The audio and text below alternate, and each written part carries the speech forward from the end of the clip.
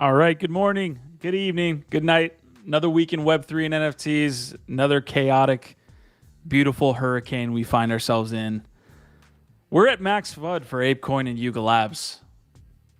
I mean, it's been a slow burn for the last 6 to 12 months on every project, but we've had our FUDsters here for the Yuga Labs community. But ApeCoin dipping under $2, Blur leading to a bunch of downward price movement here with BAYC over the last month or two is leading to Max FUD. So we are at that category right now. It's hot and heavy here in Yuga Labs ecosystem. In the other side, what's up with you, man?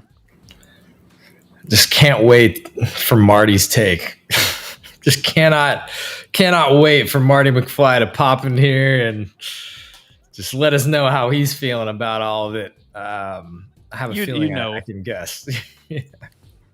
No, I'm just happy to be here on a special Juneteenth episode of NFT Live with you, Nifty Q, and any of our friends jumping in here in the chat.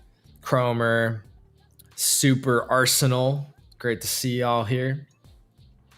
Yeah, it's a special day. Juneteenth is when all of the slaves in Texas found out about the proclamation 3 years after, right? So the Emancipation Proclamation of 1862 was not actually realized. Not actually, yeah, yeah, until 1865. And so that's what Juneteenth is all about. So happy Juneteenth. I actually appreciated that history lesson on GM Web3 this morning. Thank you. Sure, we do what we can. Yeah, we're surviving here with you guys. Cam Taylor, Super Arsenal, Cromer, Marty McFly was already in here giving his hot take that yes, in fact, Bored Ape Yacht Club is dying and has been for a long time. So we will get to that here in just a second. Also, shout out Cromer. Congrats on your Biao win. We did a Biao giveaway, Biao family NFT on GM Web3, and Cromer took it home. So I almost wish we didn't know that Biao was said Biao, because now we get gifted calling Biao. Biao. All right, I love Black Dave's take here. If these last couple of weeks aren't the bottom, we got to turn the whole blockchain off. Seriously, everybody shut your nodes down. Fantastic take, Dave. Yeah, there's been a lot of great takes over the last few days, to be fair, which we covered off on quite a few on Jam Web 3. That's a good one. I you know what? Black Dave's been there since my beginning. He was my humble Web 3 Sherpa at the beginning, and always love to see his takes. Shout out Black Dave. Okay, so the topics we're going to cover here today are going to be ZachXBT and Machi. We're going to cover some Yuga Lab stuff. We got a lot of pretty much topics and stories that hit over the weekend that we are going to get to throughout this episode. So I think we might get Biggie Poppins as well. We'll keep our eye out for Biggie, but until then, we'll get you covered on the NFT and Web3 news. This is actually part of a long set of tweets that Machi just posted. So we've been covering the ZachXBT Machi stuff. I think it happened literally on Thursday of last week. So over the weekend, it got a little testy. But Machi's been tweeting for the last hour, essentially, one of which is this. Zach stated, I embezzled 22,000 ETH from Formosa Financial in 2018 and launched over 10 failed pump and dump tokens and NFT projects. There are numerous inaccuracies in Zach's post, and I will correct some in this thread. I have proof and receipts. So the reason we bring that up, it obviously is happening ongoing. If you are not hiding under a rock, you know what's going on. But for those that are trying to shield themselves from what's happening in the industry, you want to give it a little TLDR on this ZachXBT and Machi situation? I'll do my darndest. And yeah, if you've been smart enough to have just disconnected and gone out and touched grass for the last few days, then here's a quick overview. First of all, welcome back. It's gotten even better than when you put down your phone. ZachXBT is a well-known sleuth, kind of like a crypto native CoffeeZilla, if you will, doing his best to do some investigative journalism around scammers, frauds, bad projects, bad actors, etc. and has gained quite a rapport, quite a following, and a lot of support, as we have seen over the last couple of days, for doing said investigative work. And all of this is about an article that he published about a year ago, again, alleging that Machi Big Brother was a bad actor, embezzling a bunch of money, participating in a bunch of pump and dumps, etc. And, by and large, just pointing to the research and the public transactions that he was able to kind of, link together to show this. And now Machi Big Brother has filed a lawsuit against him. I believe it's defamation, but the point is he is trying to, possibly do a couple things here, silence people that would, that would disparage him or say that he's doing any of these things, whether he's doing it or not. Maybe he's trying to rebrand himself or, make himself seem more legit again, since he has kind of had not the best public image. But whatever it is, he has, and he did say like, oh, any money that I get from this, I'm going to donate to charity or whatever. So it does seem like this is very much about protecting his own brand, his own public reputation by and large. I don't think it's about money to him. He has a lot of money. How does he still have as much money as he has? Like Blur and all of that that farming that he did led to massive losses. I think he was in the millions of dollars in losses on Blur, and the man is still going ham buying houses, and this guy is in the hundreds of millions, I think. Who knows what it is. But the reason why we care is, obviously this is like two public figures in the space with big followings going at it, lawsuits and allegations are flying, and the ramifications of this could have an impact on censorship, freedom of expression, free speech, etc. Right? Because, whatever the ruling comes out, it'll basically have an impact on how people cover, report, talk about what's going on in the space. What's fair use and what's not. In Web3, it is interesting when so much of this is based on data pulled from public ledgers. You'd think that it wouldn't be that controversial per se, or Machi may not have a case, but if there is editorializing in there, and it seems like that's probably what he's going to be going after, is the way that, he put this together or talked about it or positioned it. I don't know, man. It is what it is. It's tough to cover this type of topic because it gets TMZ real fast. I'm interested in y'all's take there in the chat if you have any on this Zach versus Machi situation. It's definitely at a time where we don't really need this stuff either. Like it's just honestly, it's compounding what we're already kind of facing is to deal with like these slander and defamation lawsuits. It's tough. It feels kind of selfish in that regard, but also like, look, if Machi actually feels like he was genuinely wronged, which I'm sure he does on some level, then, I get it. But also, to make everything even more bleak and make everything about yourself all the time. Like this is the type of stuff that, I'm not usually the type of person to do. And I always kind of look at people like, really? I kind of feel that way a little bit right now. But I guess what's really been interesting about it and why it's even more like worth talking about is that, ZachXBT basically raised almost $1 million from the community of people just stepping up and sending him money, which is crazy. Like the Bankless team, even Binance, like all kinds of big people sent this guy money. So clearly the sort of court of public opinion, if that's already in session, ZachXBT is definitely winning the court of public opinion right now. Yeah, I'm gonna pull up one or two more pieces here. I'm gonna drop it in chat as well. So this was the original post that Zach was essentially like outing Machi, whose real name is Jeffrey Huang, is a former Taiwanese American musician and tech entrepreneur who embezzled 22,000 ETH. So that could explain why my man's got the bags, if you will. That's a lot of ETH to be holding down. So I just dropped that in chat. Machi's been around the space for a while. He was involved with Cream Finance a while. There's there's a funny ass tweet actually that I was just looking at. In his response to these allegations, he says, "Cream Finance, there were 2, not 3 exploits. So only 2 exploits for Cream Finance. I left Cream Finance in the hands of a highly respected team in 2020 prior to the 2 exploits on August and October 2021. I returned to steward the protocol in Feb 2022 and recovered funds for those impacted by the exploits." So I'll drop that in chat as well. Yeah, man, it's tough to sit up here and like talk about this all day because it's just he said, she said at this point. And yeah, we'll see where it goes.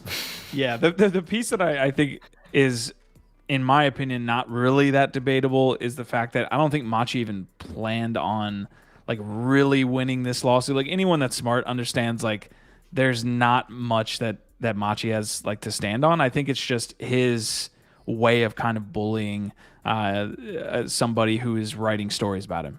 He's saying, "Hey, I'm going to come after you with lawsuits if you try to do this stuff." So I don't think he like intended on recovering any funds or anything like this. He just got a ton of money. He's able to. It's a statement. Yeah, this is like the unfortunate truth of the way that our legal system works is that money is power. Money is like what drives everything at the end of the day. And if somebody has enough money, they will use that as leverage in our legal system to get their way, whether they're right or not. Right. And so a lot of people will do things, file lawsuits, attack people with litigation out of ego or to make a point. And it's not because they're right. And so I think you're absolutely right that like this can have a cooling effect on anybody that would want to investigate further into Machi or be writing op-eds about him or like trying to investigate what he's doing, right? Because if everybody sees like, oh, this guy is going to come after me with lawyers, it makes people a lot more scared to want to go and come after him. All right, I'm going to drop a poll in chat real quick. I agree with those takes completely, Gif. And it looks like Squashman saying talk is cheap unless you're talking to a lawyer. DJ Wisdom, good day, lads. Nice to see everybody here, our vibe, our tribe. We're going to get to a quick little disclaimer here in a second, but I am going to drop that poll, Zach or Machi, for you guys to I want some crowdfunding here. I want some crowdsourcing to see how y'all feel about this one. We had another comment. Super Arsenal was saying, when do Sappy Seals overtake Bored Ape? You got to move a couple rungs here, Sappy Seals. We put together Rate My Bags, the 9th edition of Rate My Bags last week. This was the outcome. I feel okay about this. So Sappy Seals finding themselves in the B category need to get up to A. Need to put yourself in that category, Sappy Seals. And then you got to move from right to left. So it's not just you don't only need to go up and to the right. You need to go left and right on the A scale. How do you go left and or right? Right and left? Right then left. What? All right, yeah. Anyway, yeah. Thanks for bringing this back up. My favorite thing. Yeah. My head's all over the place right now, man. I see it. This whole thing with SBF has me pretty mind fucked. And I do feel though, like, I wasn't super deep into crypto in the last deep bear market winter, but like everything that I feel about that is what I feel like it's just like when everybody says that you're done. You know what I mean? It kind of feels like that's the time when you're supposed to buy crypto. It is. That's where we sit today. If you're not getting the message that we're about to come out with, we've been a little bit worried. I mean, me, you, and Biggie Poppins have sat up here for the last 6 months and tried to time a bottom on NFTs, and I don't think that we ever felt comfortable calling that. I think there were some projects involved, that you guys got into with the open editions. There were some other collections that we were able to, hit on, like Nakamigos in this time. But I don't think in that time We weren't like, all right, here it is. It's a bottom on everything. It's a bottom on ETH, it's a bottom on BTC, it's a bottom on Bored Ape Yacht Club, because I don't think we felt like the carnage was over. Yes and no. Like I've been saying that there's been different bottom signals that have made me feel more confident about buying into certain projects. But also to your point, we've been kind of saying like we don't know if this is the bottom yet. Like it feels like we're getting close. Like one of the things that I've been seeing over the last month or two that I have pointed to is that most of the projects out there, the big projects, they just don't have any listings anymore.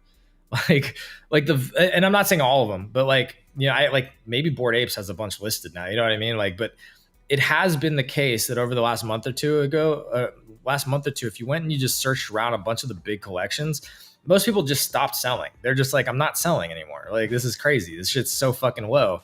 And to me, it's like, okay, if there's no sellers anymore, but maybe, with new FUD incoming, there's more sellers now. Maybe everybody it just keeps getting bottomier.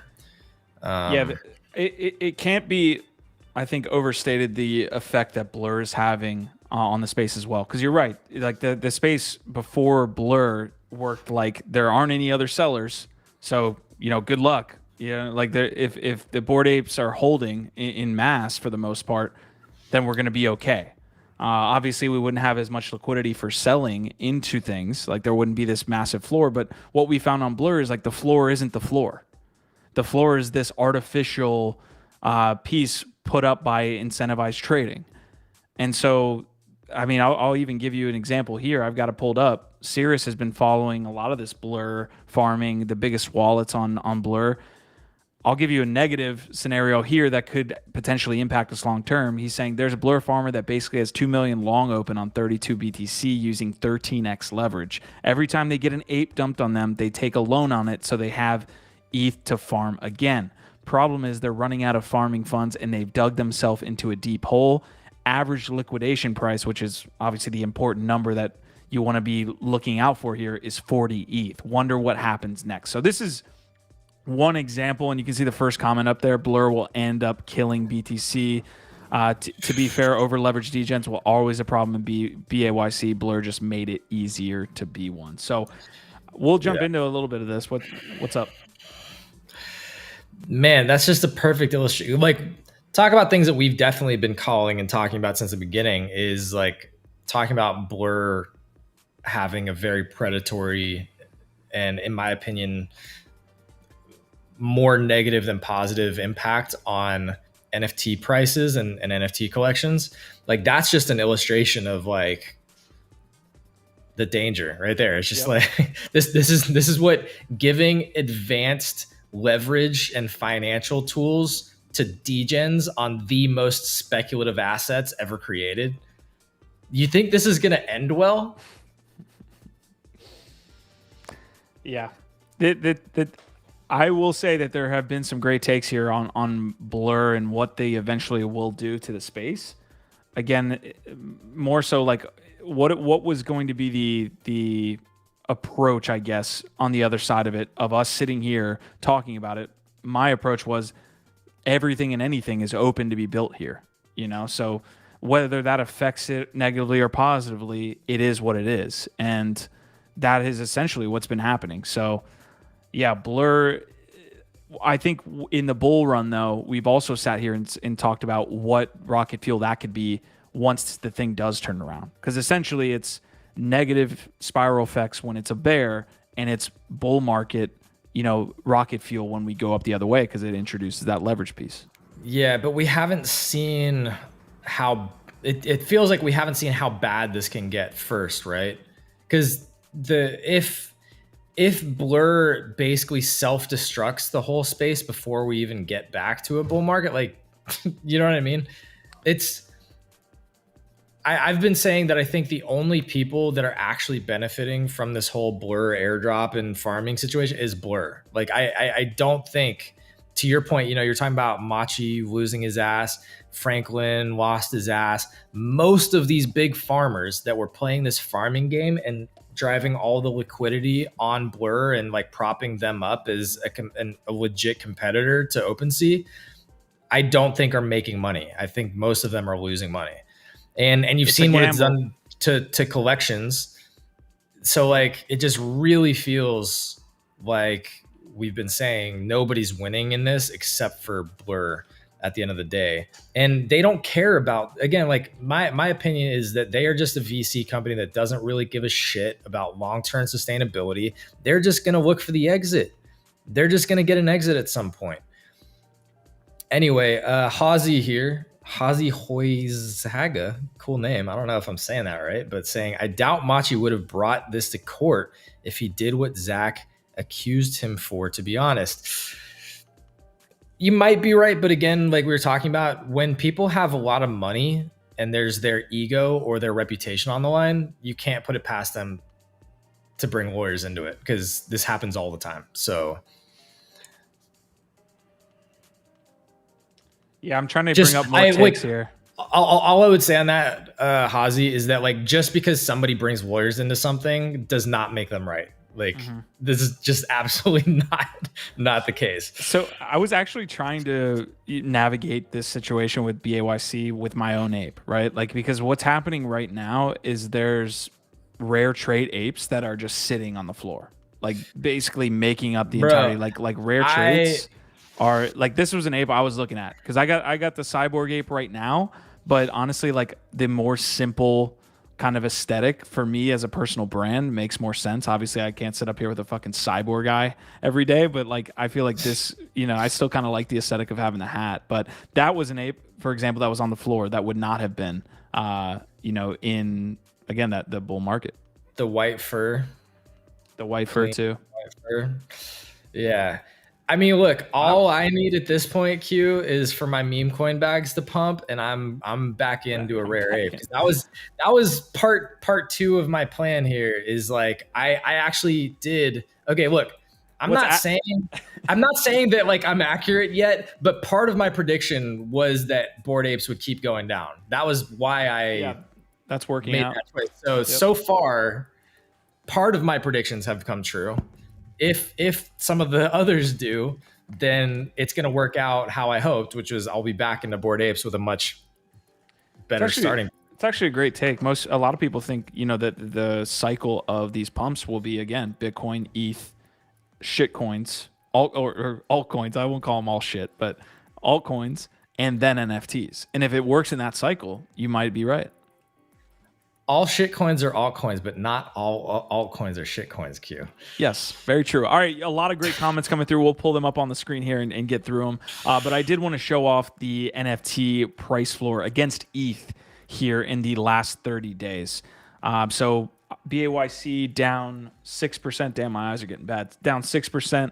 Azuki up 15, bucking the trend per usual. Mutants are down 15. So people were calling like, hey, BAYCs are going to be around in the next cycle, but like mutants are getting hit pretty heavy. I wonder if there's any capitulation on that side. Looks like art is doing fine and well. The Gods is up 20% in that time. Land not doing that well. Pudgies down 20. Meebits down 10.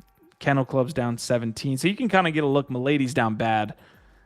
There against USD, I think this chart looks a little bit different. I think these numbers look a little bit different. So you can see BAYC down 10, Mutants down 20. So there's some collections that are down even heavier. Again, if you switch that over to USD, yeah, man, it's a tough market right now. What I will say is, from my experience, these are essentially the times where it is super scary, where people start questioning, is this shit gonna die? And in some of me believes like maybe a month or two we've still got left, but these are the emotions and the feelings that mark a bottom. They really do. Like this shit where we're getting max FUD is essentially that environment where we're gonna be coming up next to a bull market, but it's not an investment advice as well. So seriously, it's not. Yeah, it's a great point. I don't know if we've hit that yet, so let's hit that real quick, because it's important for your safety and for our safety, fam, that we remind everybody on a consistent and regular basis that this is not financial advice, and information was found publicly on the internet. Opinions shared on this episode are solely of the Web3 team, and all information is public domain. So please always DYOR. We know you're probably not going to, but that's not on us. It's up to you to do your own research. We're just up here talking about cool shit on the internet. Who are these people, man? Like, I'm looking at Sirius's tweets here on BAYC because we're square in the middle. Is BAYC dead? Someone bought BAYC a few days ago. Max staked it with ape coin staking, sold the ape while it was still staked. Mevbots bought it, removed it, removed the ape staking, and then sold it back to the original owner. See, like, it's hard for me to even follow what you just said. Like, what is all that? What does all that mean? Can you? Someone bought an ape, staked ape on it, and then sold the ape. A bot bought the ape, removed the ape staking, and then sold it back to the original owner. I love it here. I love it here. We're gonna stay in this. I did want to show off a new Genkai with some nice little athletic sunglasses there. That looks like a grail. There's some grailish features here. Level up. This was a tweet from CyberKongs. This Genkai release is scheduled for July, so we still have the whitelist spots open. Babies are holding while the OGs are falling. So we tried to make that call earlier as well. Like I tried to tell you guys that, but I don't think we see babies at 5 or anything like that. Interesting. But OG apes are falling. I wonder how much worse it would be if there wasn't a Genkai drop coming. Probably a lot worse. So you know what? Good timing for them to be having some, valuable utility incoming. Because, yeah. So let's get to some comments. Gift pointing out that you see DJ Wisdom saying people are diamond handing all their JPEGs. Recognize that tool. Zuki went from above 1K listings to 600. What tool are we speaking of? Are we talking about the NFT Go tool? I don't know. More they're talking about Blur. No idea. Most bear market hot takes aren't worth a damn. Most of our takes aren't worth a damn, to be honest. If we're sitting up here and being truthful with ourselves, there's nothing that we say that ever comes true.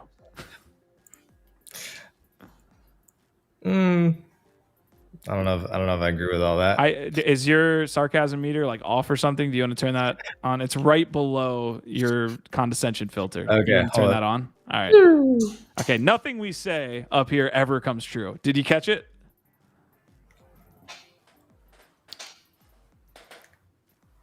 Nice. All right, cool. Sorry, I'm over here tweeting out some good stuff for the show. All right, DJ saying cowboy hat makes for a sweet 8, bro. Prefer a 1-of-1 PFP or Mad Rabbits Riot Club. I'm a simple man. He's a simple kind of man. What do you think about Pudgy or Azuki? How are ringers doing at high or low price? So we're talking about ringers. I can pull that up. Art has always been the meta. I would love you to drop that tweet. Drop that tweet on me. Okay, I'll find it. All right, we closed the poll in chat as well. Machi or Zach, 85% went Zach. 14% of y'all are backing Machi. Okay, I like it. It's an evil world we live in. I just like the hot takes. You don't need a simp. You believe what you believe. DP was saying I wasn't talking about you all in particular, and shut up, GIF. You're always wrong. Damn. Sheesh. That's appreciate y'all. Smash the like for this kind of abuse that we're taking up here on a daily basis. To the face. We're up here trying to do our best, just taking this abuse straight to the dome, straight to the face. Hey, we're covering hopefully a good amount of collections up here weekly for you guys. I brought up Genkai there. Obviously, CyberKong's doing what they're doing. I do have a WAGMI United update, but Nick Carl's in chat saying, "What's up with meme and the meme land stuff?" Gift's been on top of this. I don't know if you have an update there. You got me into it. I did get you on the allow list. Okay. Shout out to our homies in the community who actually got both of us on the allow list. That was trying to find Tim Burr. I got to shout out Tim Burr. Only in Vegas, baby. He got us on the meme list. Look, all I know is there's an allow list coming up that I haven't seen any updates in the last like couple days or a week, right? So they're being very methodical. They've been working on this for a long time because they registered the meme coin Twitter in like early 2022. So like over a year they've been working on this. My hot take on it is that I think it has the best chance to be the other NFT, like the only real competitor to ApeCoin as far as a like top 50 NFT associated token. Just because the project is massive, ton of support, and they've been hyping this up and doing a really interesting and good job of, kind of getting a lot of attention and awareness out there. So I don't know yet when it drops or the specifics around the drop. We just know that meme coin is coming and there's an allow list right now. And the way that you get on it is you have to get a code from somebody who is a captain or a potato, because they're the ones that got the codes, so somebody in their community. That's all I can tell you. No other updates that I know of, unless they've dropped something in the last day or two that I haven't seen. No, I think I'm looking here at the tweets. We just got a general tweet here from Memeland saying builders are part of the community, influence the community to do things beyond imagination. Super inspiring convo with 9gag. Yeah, I don't think anything specific here. We had 111 ordinals on Memeland. Did you see this? What is this? 111 MVPs in our treasury, 2 ordinals. What does that mean? Does that mean that they're minting some captains? Or what? Sorry, it's celebrate one. We will be teleburning 111 MVPs in our treasury to ordinals, probably the highest valued in official teleburn to date. So yeah, in their treasury, I'm guessing that's a mix of captains and potatoes, right? Because they got to be referencing NFTs in their treasury, right? Yeah. If they're burning things to ordinals, that would be an NFT. So yeah, I'm guessing this is like a DeGod situation where they're just going to mint some real, a very small amount, or not limited edition, 111, of their interesting museum quality NFTs to ordinals. Mm-hmm. Make those, it's again, like, this is what I actually like about ordinals. Like, to me, this makes sense because you've got a clear value hierarchy, right?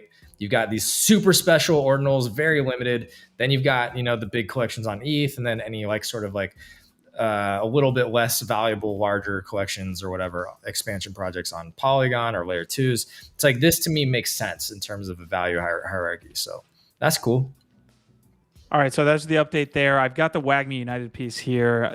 This is one we've covered for a long time. We had the original founders on early before the token even minted. We obviously are big soccer, football fans here. And this was one that we were very happy that they stayed up, but the project to this point has not delivered value. The NFT is down significantly. So in year 2, you want to see, one, a continued stay in their league 2 that they're currently standing in, which now Wrexham is a part of that, which is awesome to see. They'll play Wrexham this year. But anyways, a tweet from WAGMI United here saying the CTSA is scheduled to meet with us this week to work towards next season. Please send them all questions. It's not the brightest tweet I've ever seen in the world, but CTSA, I'm guessing, is some type of council from the community and ticket holders.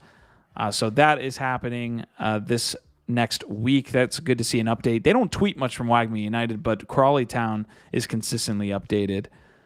So we'll see where WAGMI goes in year 2. The season starts here in like the next, I believe, month or 2. So hoping to see more. Yeah, great to see an update coming out.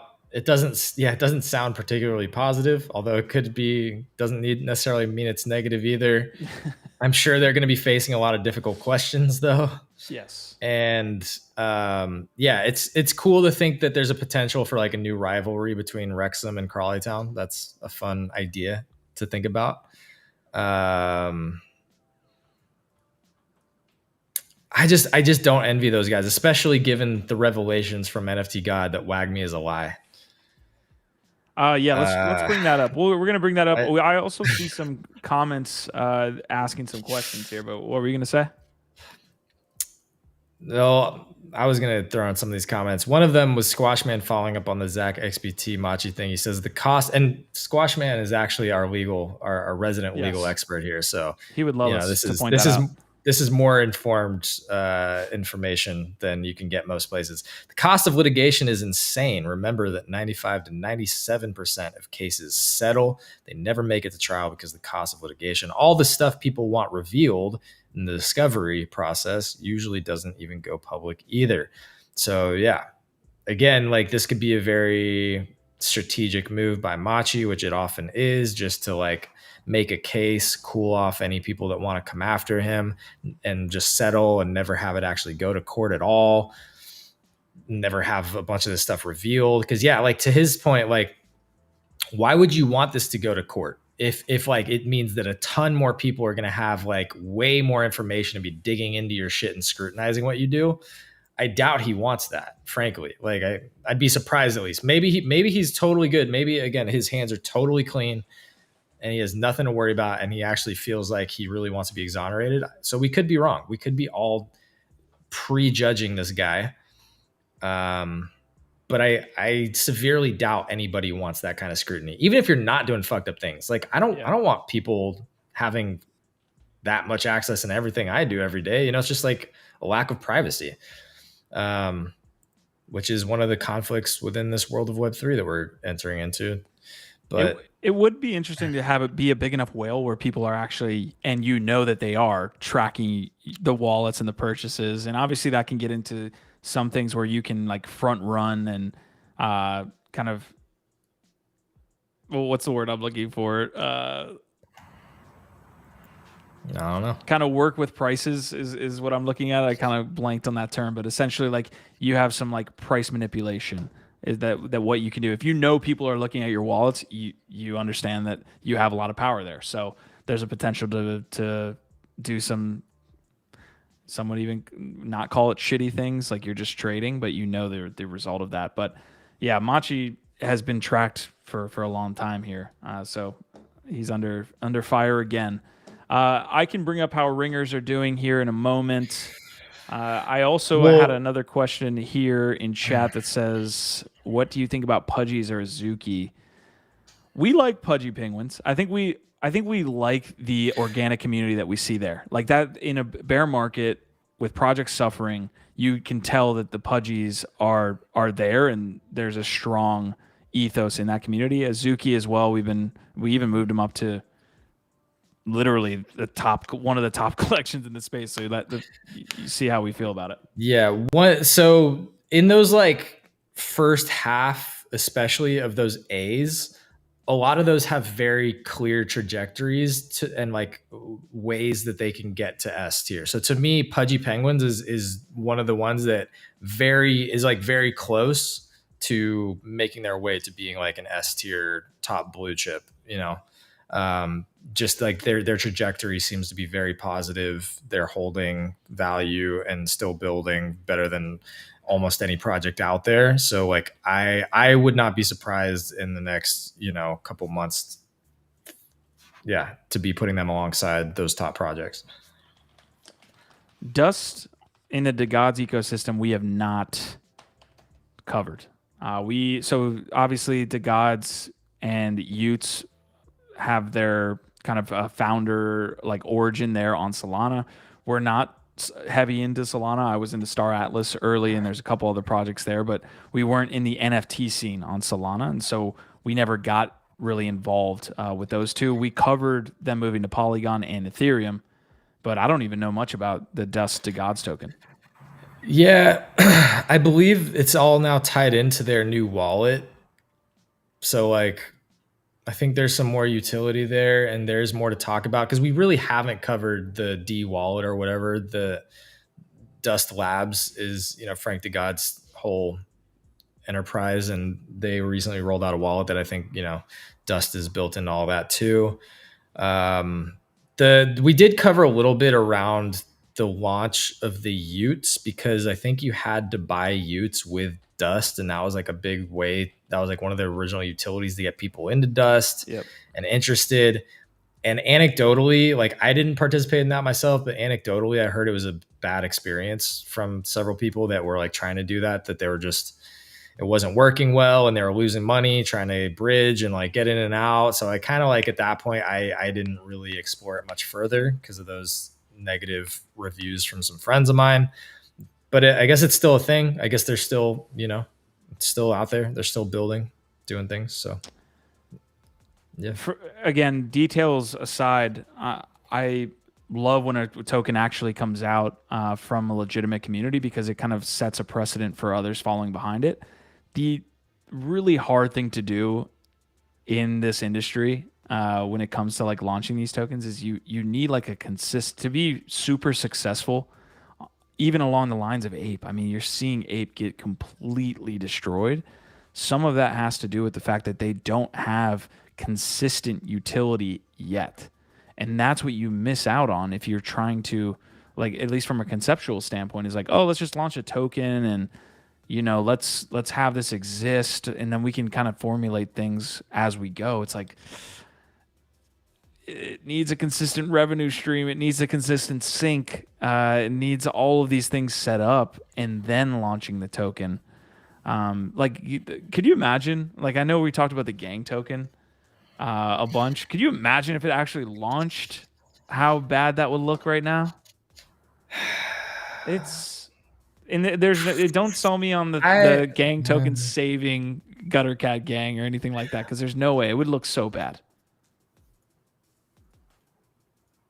I think you're probably right. It wouldn't look great, but like I do think that like them not launching it was one of the things that contributed to them being in the spot that they are now, right? So it's like I think that they actually, and this is my opinion, this is all anecdotal, but like I think that they were actually starting to get some actual positive momentum around that announcement and the plans for that. I myself bought multiple Gutter Cat assets again to participate in that narrative.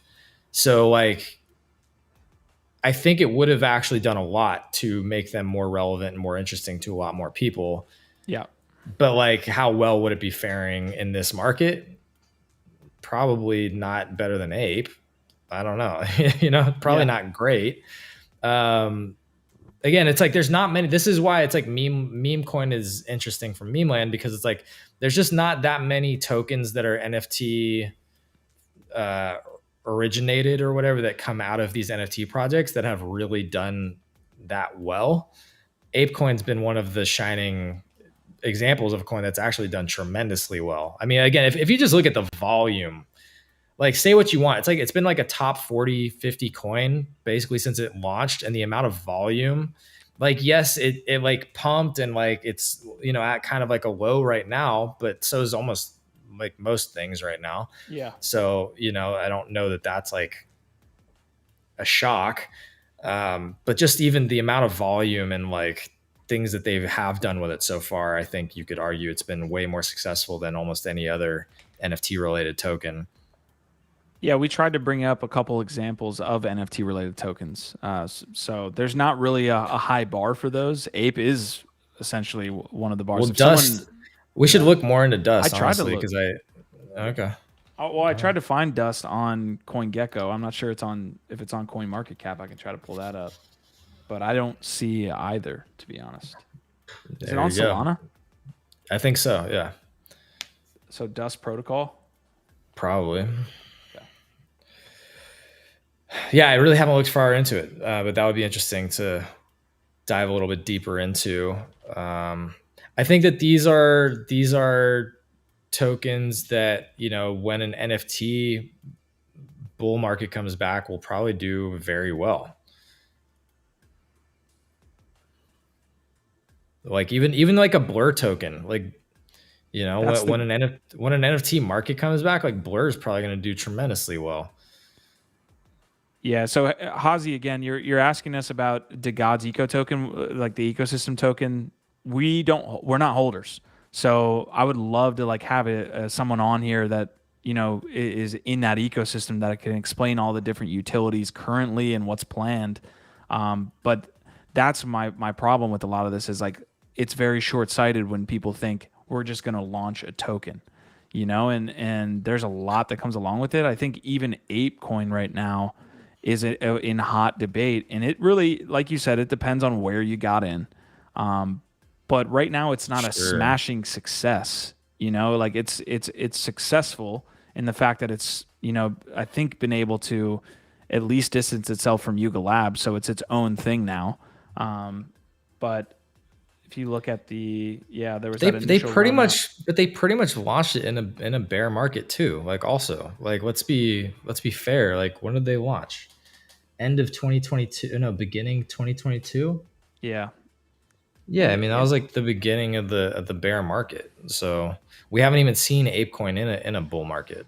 yeah. You'd like to see them perform well outside of that with their reach, but yeah, not a lot of tokens are doing super well at this rate. So I mean, okay, we're having like multiple conversations. I think there's a piece here that I'd like to cover to finish up on the uh, ape coin piece. I'm looking. Marty outing himself as one of the 14% voting for Machi.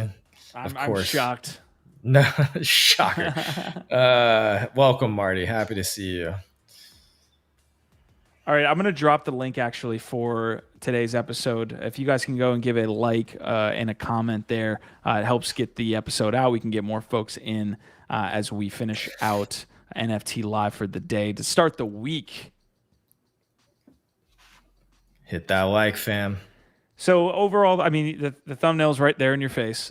Is BAYC dying? Obviously, you're going to hear from both of us a take that that's not the case. We've already talked about the overall bear market, the feelings that of fear, essentially, that a lot of folks are getting into. ApeCoin itself, went under $2. It went to like 196, I believe, if I could zoom in here. Hit 197, 196. And that was a big signal for a lot of people to get in and say, look, like Ape's going to sub 50. What BAYCs are going sub 40 because of all the blur lending. So we're squarely in the middle, I think, of like the most FUD that I've seen from Bored Ape Yacht Club. So I don't know if I have a question essentially here, Giff. Like, obviously, I don't think you think BAYCs are dying. To me, it just feels like Legends of Mara. It feels like the other side. There needs to be some utility tied to Ape, and that's a really big like proponent to launching these tokens. Yes, and there needs to be some positive macro catalysts, right? You actually shared that tweet that was like, here's some examples of potentially positive news headlines that could all be happening in the next couple months. We need some of those things to also fall, right? Yes. So it's like, Yeah. sure, new utility will only do so much though right now until people actually feel more confident, richer, more liquidity, all these things, right? I think in the meantime, new utility is very limited in how much impact it's going to have, unfortunately, because there's this massive cloud hanging over fucking everything. Yeah. Right. So what's interesting to me is that I look at Yuga as sort of the representative, the biggest, most obvious target or representation of NFTs. It's the first ever crypto native like conglomerate that literally is responsible on most days for 50% of all volume in the NFT space. It is the biggest target, the thing that most people think of, whether they're in the space or not, when they think of NFTs, is a monkey JPEG. This is sort of, to me, like the icon that if you were to just like NFTs and you just think of it, you think of a fucking Bored Ape, you think of a monkey. So just, they kind of in my head in a lot of ways are just like right now, whether you like it or not, I'm just speaking like kind of in an abstract sort of way, Yuga is the biggest target and sort of a representation of the NFT space in this era, in both real ways and just abstract ways. But so they've kind of been like they're kind of like the standard bearer in a lot of ways that have held up so much of the space and a lot of the value that still exists and liquidity is kind of still tied up in the hope for Yuga and the other side and Bored Apes and CryptoPunks, which is also a Yuga asset, right? And so to me, if we're trying to find bottom signals and we're trying to say like, man, are we at max FUD? When everybody comes for Yuga and everybody is now pointing the fingers at fucking Bored Apes and they're losing value and ApeCoin's losing value and like the standard bearer, again, for better or worse, I'm sure there's a lot of people that would not want to call Yuga standard bearer, but you can't ignore the fact that like it just is statistics, right? So when that standard bearer starts to really be dragged down, it's like, okay, we've now reached a point where even the sort of the like sacred apes are really being fucking dragged into the mud. It's like, yeah, how much more bottom can there be? Like when the bottom drops out of apes, yeah. What else is there? So I'm gonna drop a poll here in chat as well. I would love to see what everybody's take is on the BAYC floor, because there are people talking like sub 20 floor on BAYC, which would put them up close there next to Azuki. Obviously, what punks do and all this as well is important to be able to follow because they're a preeminent collection within the industry. Yeah, the only thing I can say, having lived through one, now two bear cycles, is this is the time that I'm seeing like a lot of fear. And obviously people use the whole like, where are we on the timeline cycle? Like there's fear, there's depression, there's apathy. I think that the cycles for NFTs or crypto in general are like very short. When it comes to like, this is not like a 4-year timeline where we're like super in fear and then there's a whole nother year of depression and then a whole nother year of apathy. But I do think that a lot of these can be all in one is the point I'm trying to make. Like apathy is the last piece of that curve. If you look at it, it's not fear. And so I thought it was depression. Can we actually pull that up? Apathy is the last piece. It goes fear, depression, apathy is the last piece before they start to get into it. So yeah, not caring at all is the last kind of rung before we start to go up again into disbelief, I believe. Wait, here it is. Yeah, go share it on your screen. All right. So this, a bunch of people have been sharing this around. This is a pretty well-known cheat sheet, if you will, Wall Street cheat sheet, the psychology of a market cycle. So apathy, it can be replaced with depression. So I see apathy's not even on this list. Like there's multiple ones of this market cycle piece. So that's what I was talking about with that. Yeah, because I think we're down here in this depression stage.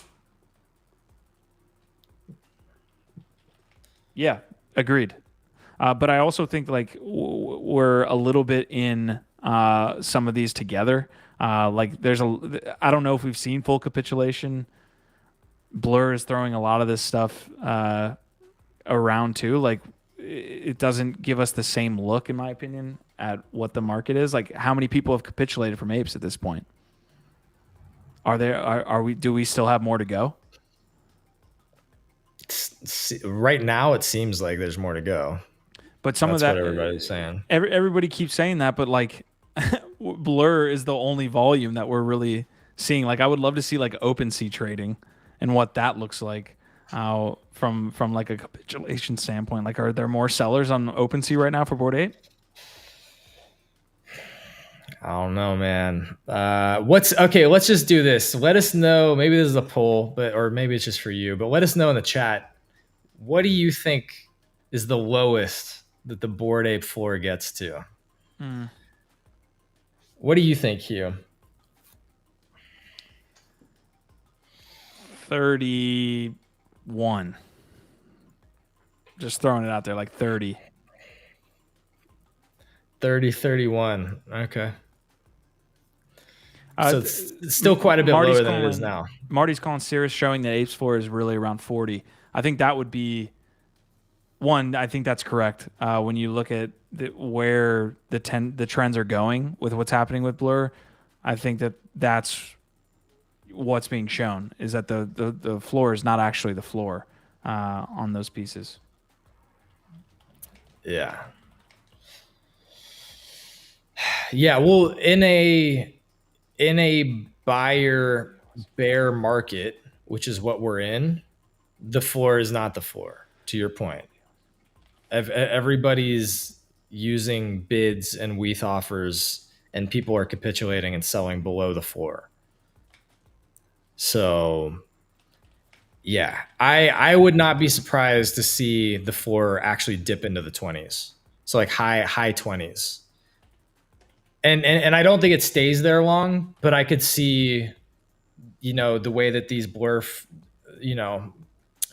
bid algorithms go, that like if there's another massive panic dump, that it just fucking like dips down and somebody gets there's going to be some lucky people that get in like in the high 20s or something like that before it kind of pops back up and stabilizes in the 30s.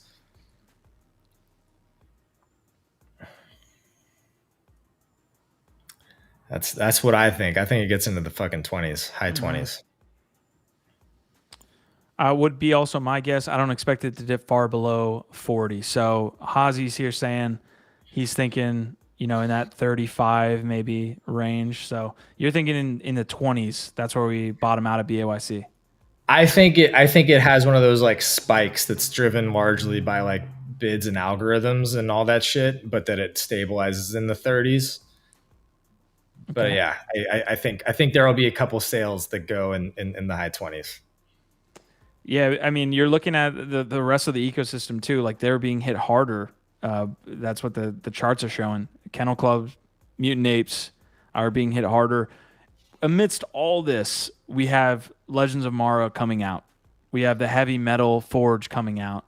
I could pull up Garga's tweet here, or Discord message that was eventually tweeted out on the heavy metals. If you give me a sec, I might be able to find that. So this is from Tenacious, who tweeted out this message. Garga saying, seriously though, very stoked to get everybody into the Forge. Still coming out this month.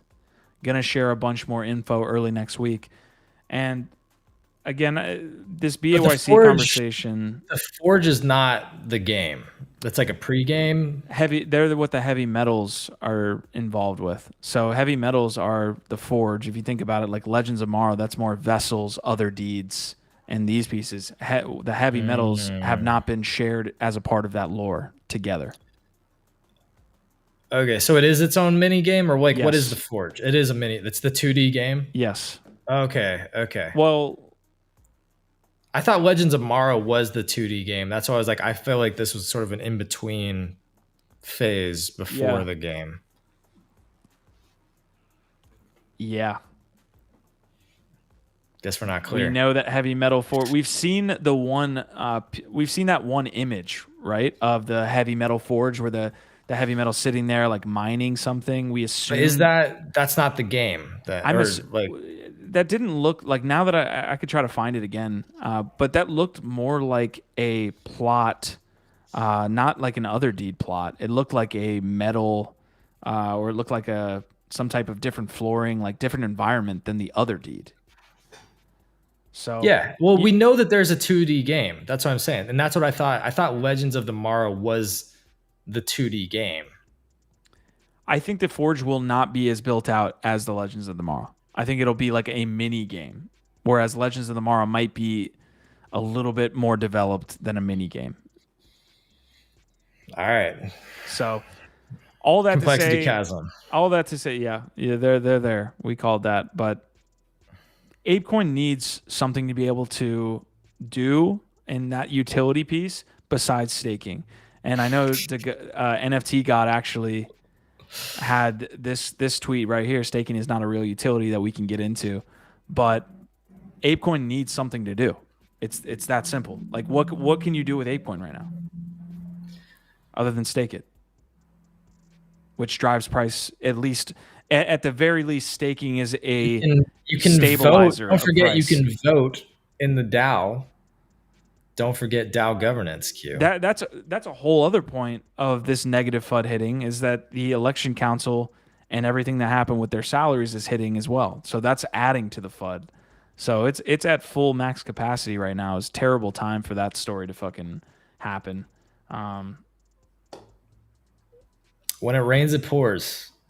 yeah, a I little bit. feel like, again, like so much of this is bear market news that like when shit's bad, everybody's looking to be angry and point fingers and Yeah. be mad at the world, right? I think the question is, what do ApeCoin, or what happens with the floor price, and where does this blur trading that's leading to a downward spiral of price stop? Because essentially what you have is a bunch of community members that are diamond hands. Like where does It's a negative feedback loop. That's been what we've been yeah. saying from the jump with Blur. Is it the way that it is Well, we structured? understand the structure. I'm Yeah. asking where the price Well, essentially stops with this farming. So so to your point, um, yes, there's going to be some diamond hands. Of course, there's going to be apes that are ride or dies. There are. That's one of the fantastic things about it. And so, what does that mean though in a world where you've got flipping mechanics that don't care, right? So it's like, would the price be lower now than it is if Blur didn't exist? I think is a fair question to point out, because basically what we're seeing is the diamond hands holders are holding, but the floor keeps going down. So because there's people that can be buying and selling amongst each other and flipping, trying to make quick trades and using and farming and like doing all these other things. Again, it's like, but would those people even be trading apes right now? Like, would those apes just like have already been sold? Is what I'm saying. without Blur, there would be a lot less of this. Just But those apes would have then just been sold, right? Like those people aren't then holding these apes that they own 40 of. They're just like if they Blur farming didn't exist, they wouldn't even hold them. possibly, but they may not have been sold in the first place, or like I don't know. It's an interesting question. It's hard to do this what if, like Yeah. what if it didn't Yeah. exist, right? Because like I think the floor would be holding better than it is if Blur didn't exist. You have been not so convinced, that it's necessarily had such a negative impact, but I think when you look at the negative feedback loops that it has generated, it to me has had a tremendously negative impact. If not only like because they participated in making the tax, essentially a tax of paying royalties to artists, much less prevalent. Like that royalty not only is good for the creators of the space, but it also makes flipping something that you have to think harder about.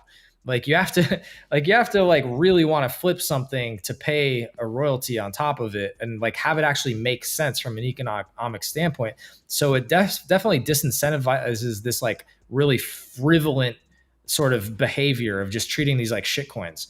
Right at that point, you are recognizing them as art and treating them as art, and you have to pay for them a little bit more as if you actually respect them as a piece of art. And now you don't have to, so you treat them like shit coins a lot more readily. So anyway, what's the point? I don't know what the point is. We're in a fucking rabbit hole right now. Yeah, we're in a what if scenario for sure. I'm surprised that the amount of apes that these holders have. I think they would have already floored them. Like if they can't earn with them, whatever. But I'm surprised that there wasn't more supply of diamond hands holders. That this will eventually stop. But it hasn't, because those people all liquidated. I think we already saw a capitulation. Yeah, let me say this part. A lot of holders of Bored Apes have a really, really oversized percentage of their total wealth in these assets, right? So like anecdotally, I was looking at somebody tweeting that 50% of their entire wealth is basically in a Bored Ape. And I think that that's the story for a lot of people. It was a lot of young people without a lot of wealth that got into these things and they said, holy shit, I just made my life off of a fucking monkey JPEG. And they've been writing that and doing well, holding these.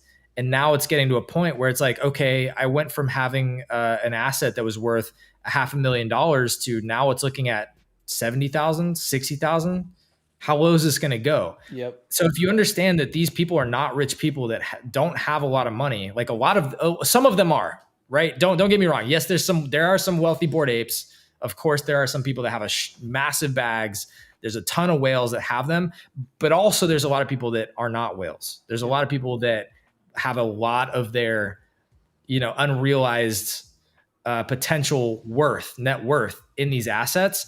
And when they start seeing it get lower, just like myself, like at a certain point, I said, "Yo, like I see this getting lower.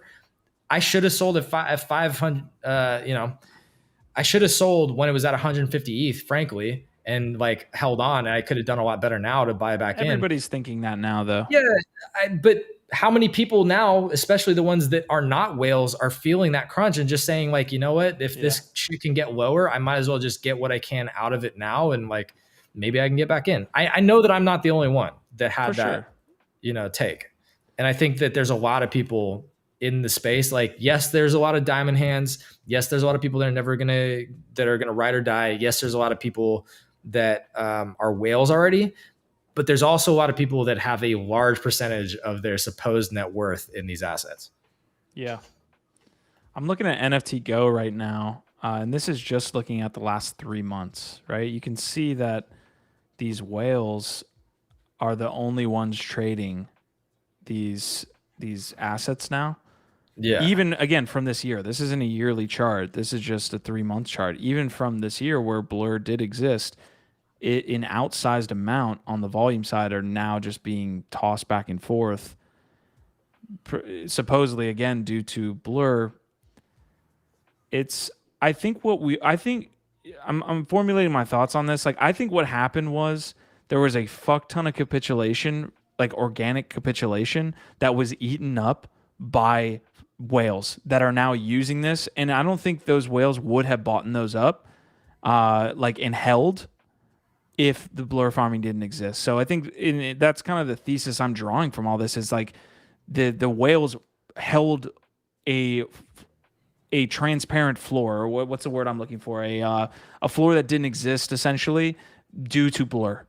And I think we would have fallen to way lower levels if not. Looking at this stuff, like, it's like we had organic capitulation, the whales bought it to farm, and now you're just seeing a slow grind to whatever that number would have been. I guess that's what I'm trying to say.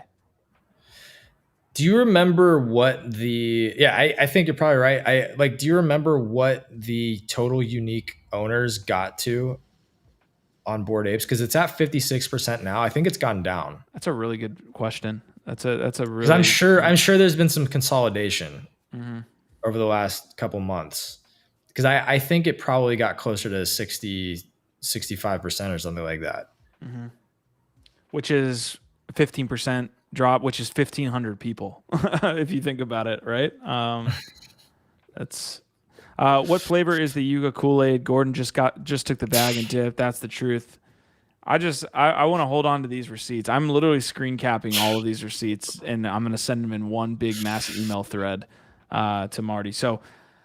So again, the question being, we don't believe Yuga is going to die. The things that could bring it back again, and bring us back, aren't tied to NFTs. Like, Gif, I think you hit it on the head. Like, if we see a macro environment that sucks ass, to think that Bored Apes are going to do like extremely well in that environment is not, in my opinion, not very good. Although we have seen some collections do this. Azuki did it.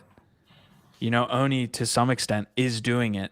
There's obviously a very much smaller market cap project, but there are outliers. And the question is, why isn't Yuga holding up better? I think that's probably the better question than asking if it's going to die, which has is a probably a dumb question.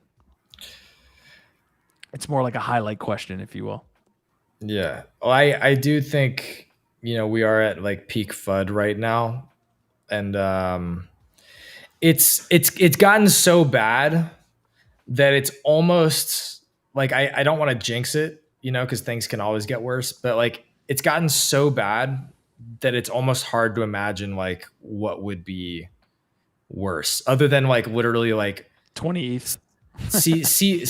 CZ gets arrested. Binance goes under. Coinbase is basically said that they have to stop doing business in the U.S. You know what I mean? Like, I don't. There's nuclear war. You know what I mean? It's like At that point, yeah. it's almost hard to imagine the things at this point that would have to make things get worse. And what's kind of getting back, like trying to string together a couple different thoughts here. This is what's like eating me up about this whole SBF thing, is that we can sit over here and talk about like, oh, why isn't Bored Ape doing better? Why aren't the NFTs doing better?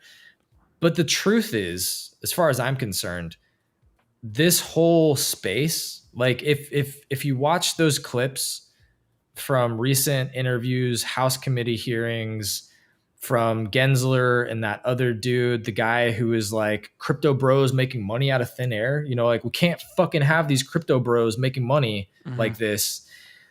You have to realize that like what we're experiencing is absolutely the net effect of a coordinated and strategic multi-year war on crypto that is now like really hitting its stride. So like we can sit here and be like, oh, why isn't my bag doing better? Why isn't NFT? It's like, bro, because we like this whole space is absolutely under attack. Agreed, but I don't want to get as existential with this. I'm looking on a micro level. There are collections that are doing better, that are doing well, that have performed up to a 4 to 5, 6, 10x clip. Like they have. Like what? 10x clip? Like what? To Gods is probably done really well. I would have to look 10x? At the captains over the past 6 to 10 months since this all started. Dude, there's been like one or two that are doing pretty well, and like specifically Asian projects like Azuki, Meme Land, Captains, and Potatoes, and then maybe I just wonder if there's more to it, right? Than just like saying China. Pudgy Penguins and Oni Force, which Oni Force like 4X? Did like a 2, 3, 4x, but it's back down to like a 2x, but right? So it's like that's my point, right? But again, if we weren't in this market condition, the types of things that they've been doing would have been a fucking 10x at this point. Yes, but what I'm trying to say is what actually happened here. There are projects that have gone up 10x. There are projects, there's meme coins that have done extremely. There's liquidity still in the market. The question being, why is liquidity flowing to different projects? Why isn't it continuously flowing? Maybe it is flowing. Maybe it's flowing to heavy metals and other deeds and all these other places where it would flow into an ape. How do we measure liquidity in the space? Because I think there's a lack of I think liquidity is way down. Like, yes, there's still some. Like, there's some liquidity trapped in the market that doesn't want to leave. Like, I agree with that. But I don't think that there's a lot of liquidity. And I think that's actually one of the major issues, is that the choke point has been draining the space of liquidity now for the last year. Yeah. I mean, I don't know, man. There's been projects that have done well over the course of the last 6 to 7 months. There's liquidity still here. Obviously, it gets more thin and more thin as more collections launch, but none of that is moving into proposedly the best ecosystem, Or maybe it's just spread too thin. Again, heavy metals, other deeds, codas, like maybe it's vessels. That's what is leading to that. But there are projects that are up 100, 200, 300%, 400%. Oni's up 400%, dude. Like it did. I understand that It did. Well, don't get frustrated, bro. Don't Because you're throwing at, like, listen, man, it did do a 4x. Like, yeah. there are projects that did do 10x. Bored Ape is down and hasn't thrown any sign of slowing down its downward trend. That's what I'm just trying to get at. Is there are projects that in that same time that you're talking about, that macro environment, are doing 4, 5, 6, 7, 8, 10. Meme coins are going 100x. There's liquidity. It's just not going into that ecosystem. I mean, I can't explain it in 2 or 3 words. I don't know that I have the answers, but I would point to, the fact that we keep talking about how PvP this is. Like, you even just discussed again, the PvP sort of nature of this. And to me, that PvP dynamic is a result of low liquidity. Right? It's zero-sum game. People are just trying to take ETH out of your wallet, move it into theirs, because there's not a lot of more liquidity coming into the space. It's getting, like, to me, the walls are closing in, and so the PvP keeps getting hotter and hotter and hotter as people are fighting for fewer and fewer resources in the space. That's what I feel and I see. I've been feeling that for a long time. So I don't know why some projects necessarily do better than others, other than it's very clear to me why something like an Oniforce is doing well, why a Pudgy Penguins might do well, why even a Meme Land might do well, because they've been out there continuing to develop and hype things up and keep a narrative and do a great job building and maintaining a community that really matters. You would think, to your point, that Bored Apes has been doing a lot of that, and maybe it is literally the gutter cat effect starting to weigh in, which is too much supply. Yeah. Maybe it's just maybe they got stuck in the complexity chasm. Yeah. It's a real thing. Yeah.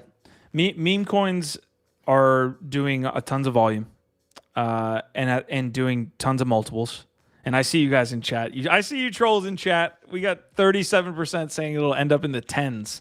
I don't know how many of you. Swerve is saying single digits, bro. Buy now, buy it. He says sell now, buy in at 0. I don't think it's going to 0. No, but all of these other fungible tokens, meanwhile, ApeCoin. So in these environments where you still see tokens multiplying in price, you have ApeCoin consistently going down. That's the only point I'm making. I get that a macro environment would send everything up. Like a better macro environment would definitely, and in all of these assets will perform well in that environment. But still here today, we see multiples. It's just not happening with ApeCoin. It's not happening with Yuga. I think part of it is probably just also a net result of being the biggest target and having a lot of FUD and having a lot of people who have wanted to see it. Look, I just think there's a ton of people in the space that want to see Bored Apes fail.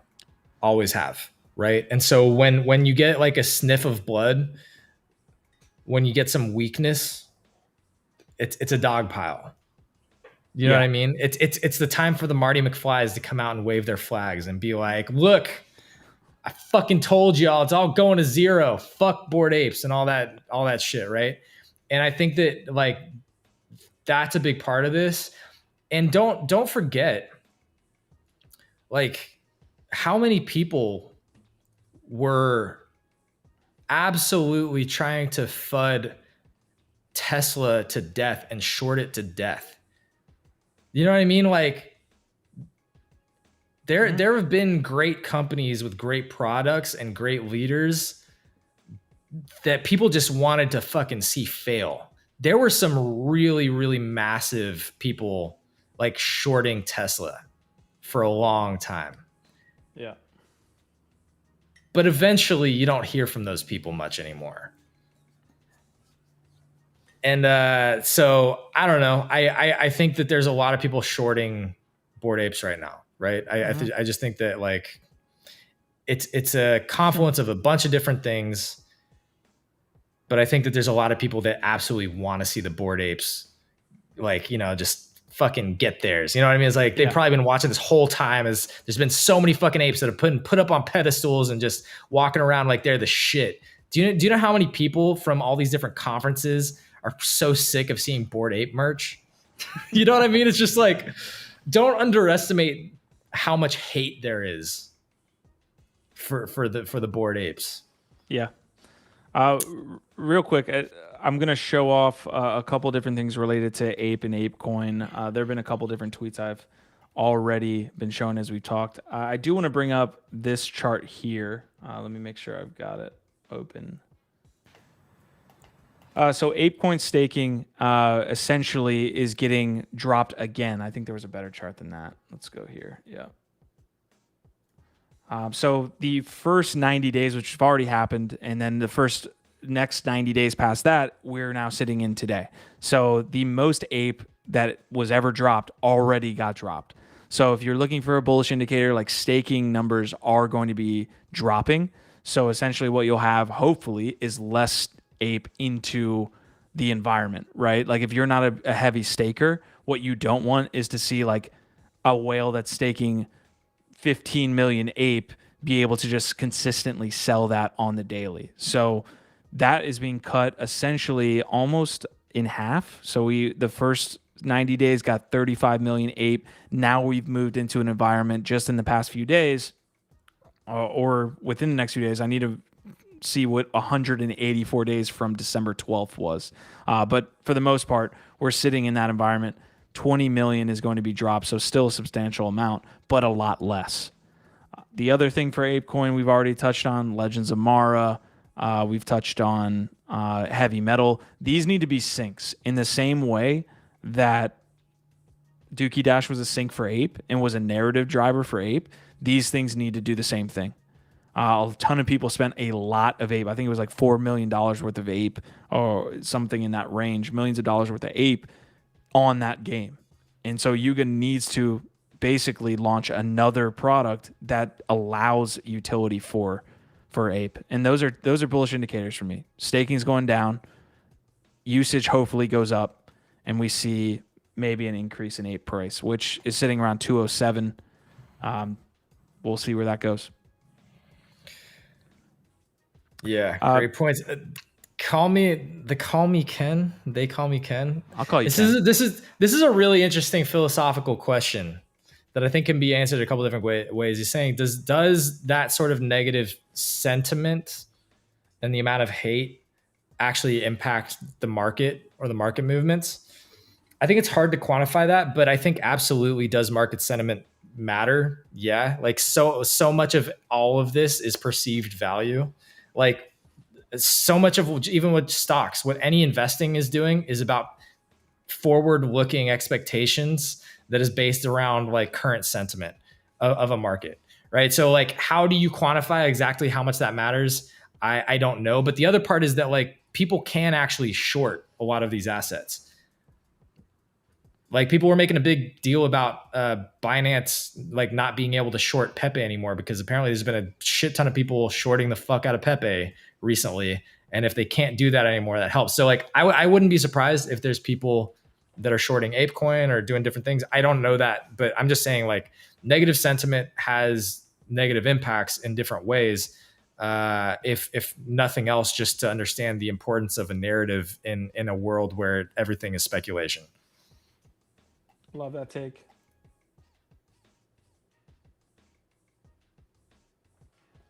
I'm trying to pull up the Tezos. I shared a tweet about Tezos that I think is pretty controversial / interesting, but I think it's also relevant to ApeCoin, right? Because Tezos is something that we've been bullish on for different reasons. That has a really strong community, has great artists and developers, and yet you can look at what they've done and say, like, why is Tez doing so poorly right now?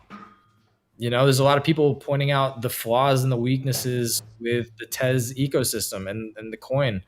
And you look at that chart and it looks like ApeCoin. You know what I mean?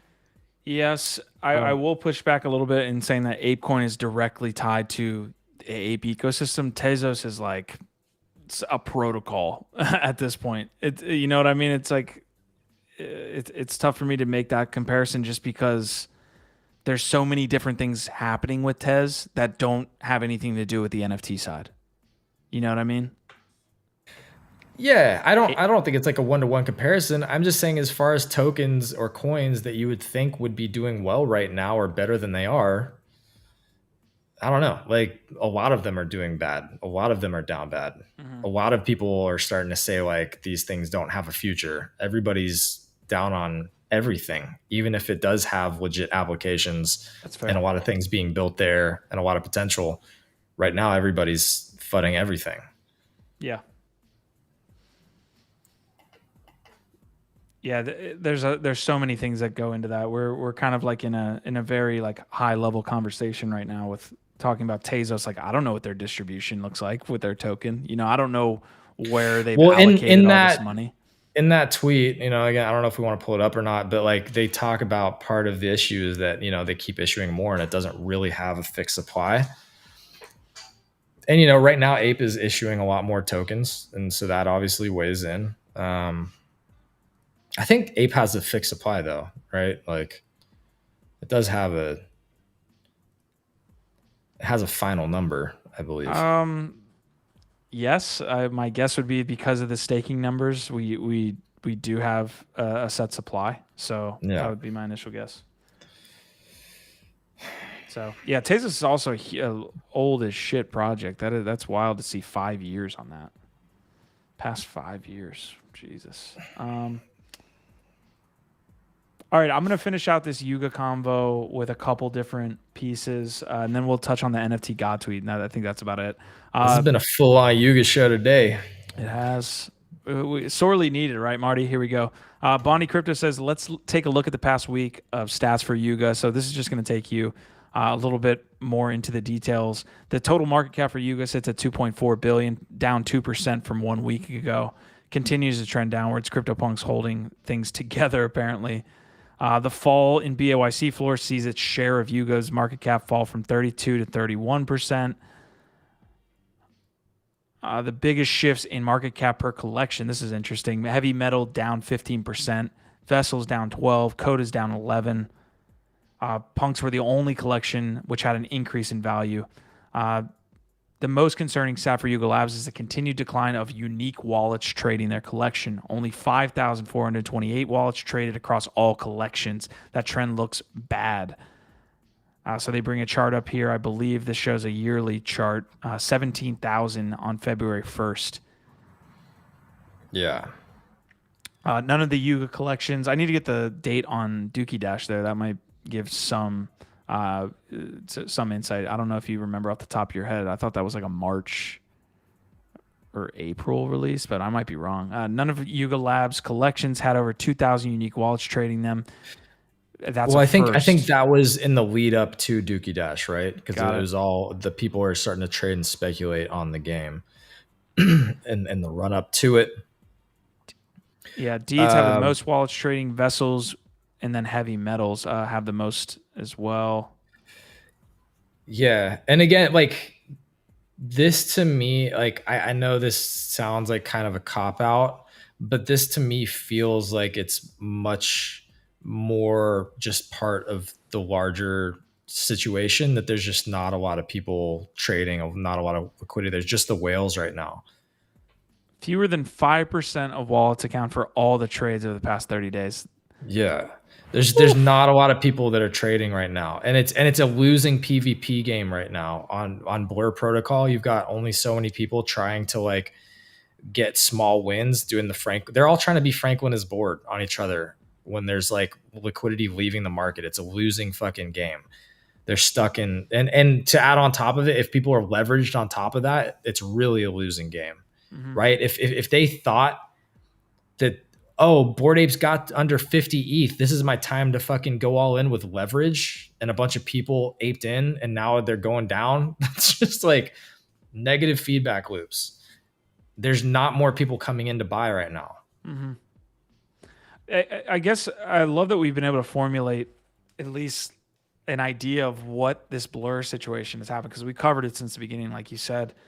To me, it feels like these whales bought these apes from capitulation, and people that have capitulated and just held on to them. And the real question is, what would the whales have done?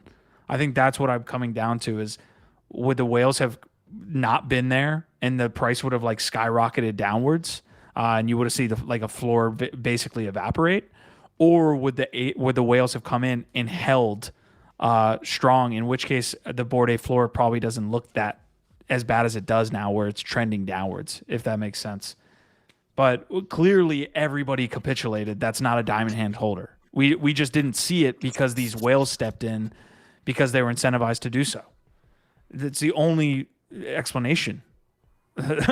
Everyone that sold.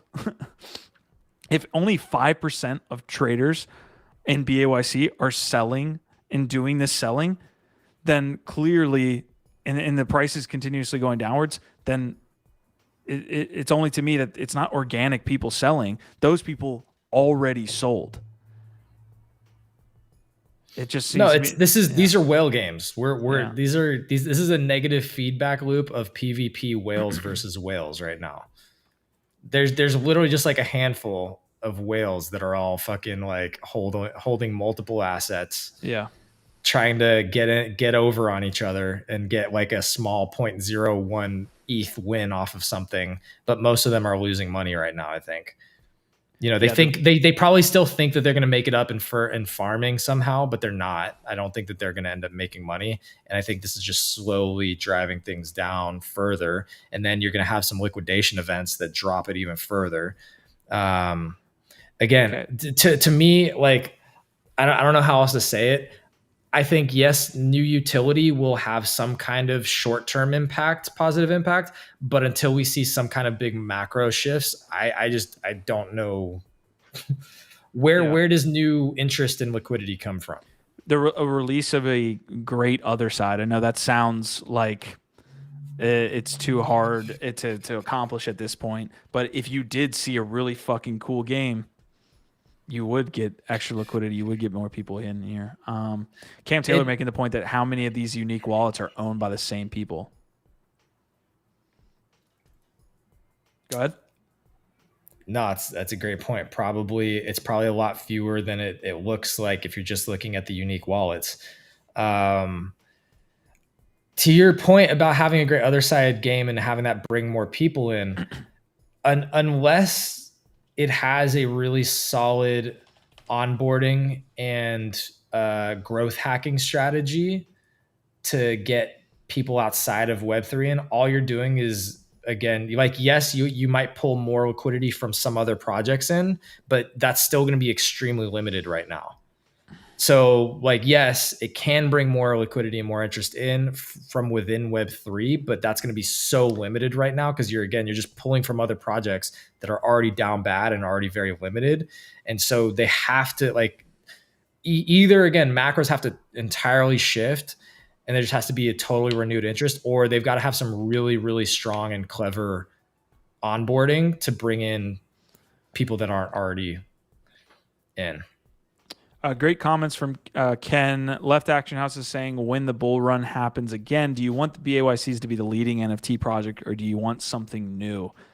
That's a great and unique question there. So I think we kind of align on this in that we want competition in this space to be at an all-time high. We want a lot of NFT collections to be competing for being the best, whatever that means in the space, because that's where we'll get the best collections, as opposed to putting everybody else down. We want Bored Ape Yacht Club to be the number one.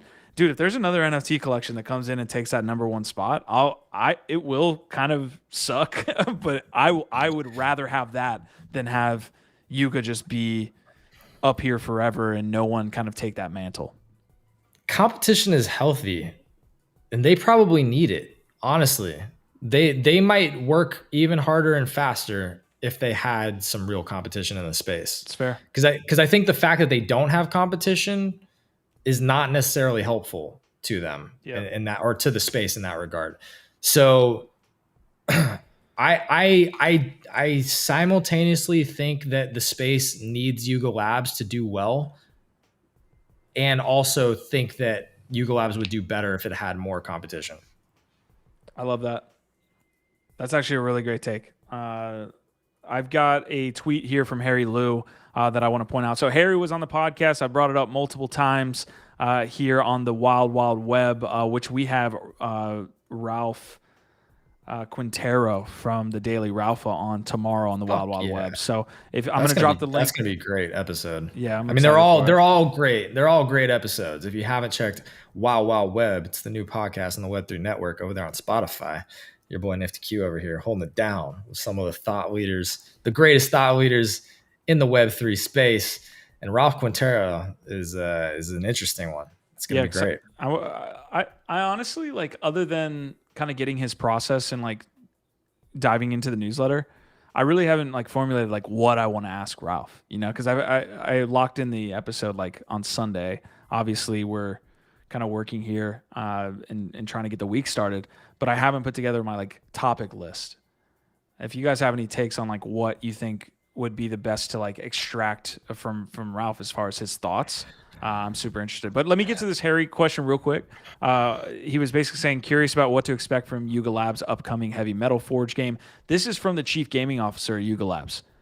Not going to lie, controllers, not exactly the best for this game. Game is chill, vibe, be creative, influence. Who is in your crew? Night crew, etc. Not like Dungeons and Dragons, definitely a nod to the creatives. Not about reaction time so much as creativity and influence and community. Vibe is Web3. I'm not gonna lie, that's a bunch of gibberish when it comes to like the way he laid that out. But again, that's actually like a Twitter reply. So, well, you know what this tells me? Exactly what I was just referring to about growth hacking. This is a social game. That's what this tells me. This is not about quick twitch, fast clicking, or how fast can you get through a thing better than the next person. This is about community building and bringing friends in and trying to create things together, trying to build something together. What example game would you give when you're talking about heavy metal? We're not talking about Legends of Tomorrow. I think people are saying it's like a Farmville-esque game. What example is out there that you're talking about? It's a social game. I think I don't remember exactly how social Farmville is exactly, but what's the other one, Nintendo game that was really popular, like huge in the last, it was like a Nintendo DS, Harvest Moon. That might be an example. I think that something like an Among Us might also be relevant here, or Fall Guys.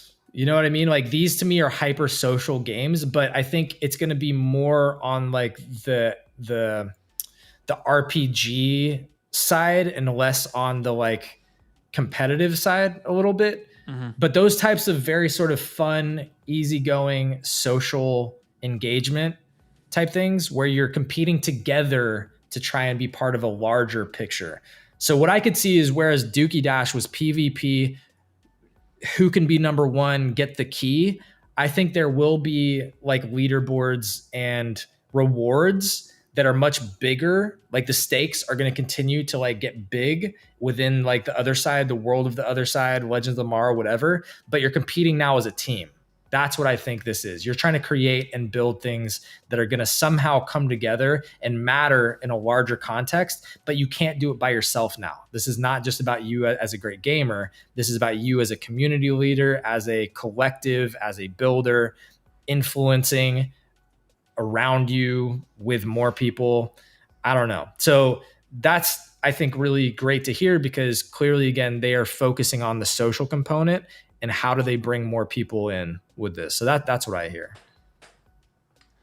Okay, so I'm looking at what could potentially be the Heavy Metal Forge game, right? Like, or at least a screenshot from it. There's obviously the asset here. There's energy points. This honestly looks more like the Legends of Tomorrow, right? No, it's a Heavy Metal Forge. That's what it says. Like, it's interesting how they're going to do the creativeness with the farming aspect, because this looks like farming. Yeah. So 10KTF also, you know, we were talking to like Keegan and people about what they've been doing. That was also a social thing where you could like collectively work to kit out and go on adventures, where it's like you could share different parts if you didn't have them. I think that's going to be a big part of this, is like, how do you together harvest resources and build different things that you need to achieve different goals.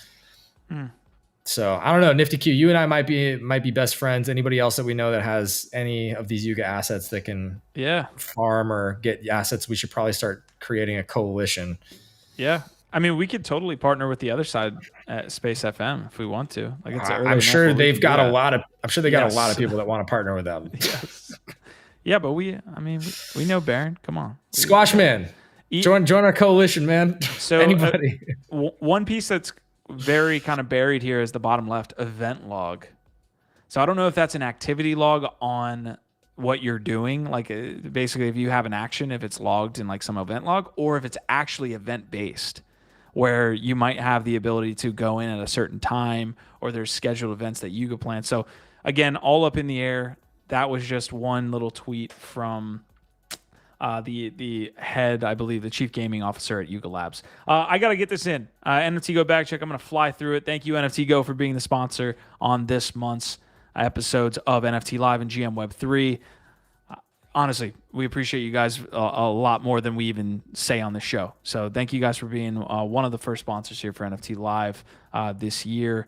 All right, barometers at 36. Blue chip index is holding over the last 7 days. I think it's down a little bit in ETH or against USD there. So we will continue to monitor that. Market cap and volume, I want to zoom out on. Okay, so just to give you, not that we need more bearish takes. ETH and USD, it's down over the last 7 days. You can see, obviously, market cap is plummeting there from about 7.1 billion to 6.6 billion, 6.5 billion. So that's a pretty significant loss overall on ETH for NFTs. If you zoom out, you can see, we're volume feels like it's okay. Like if you look at on a yearly basis, like you can see volume that's primarily driven by Blur, but the volume looks strong over a yearly time frame. Same against ETH. Just that market cap looks like shit, right? So there's still liquidity in the space. It's just primarily a lot of whales. Let's go into, holders and traders. Let's not look at that. Let's look at the last 24 hours here.